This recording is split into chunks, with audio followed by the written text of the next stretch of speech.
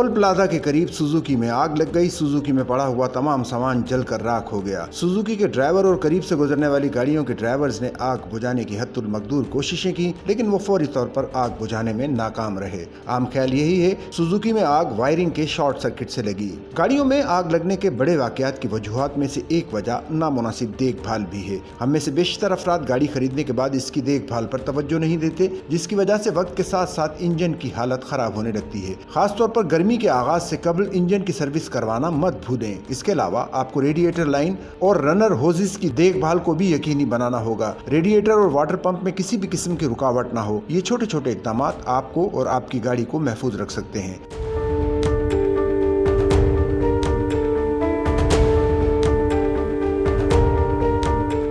गाड़ी की मुकम्मल वायरिंग को भी चेक करें। इसके अलावा ओपन जॉइंट्स और टेप से कवर किए गए हिस्सों को भी एक बार चेक कर लें। जान लें कि वायरिंग में मौजूद ओपन जॉइंट्स इंजन बढ़ती हुई गर्मी की वजह से चिंगारी का सबब बन सकते हैं, जिससे इंजन में आग लग सकती है। इसके अलावा वायरिंग में टेप से कवर किए गए हिस्से भी किसी बड़े हादसे का सबब बन सकते हैं।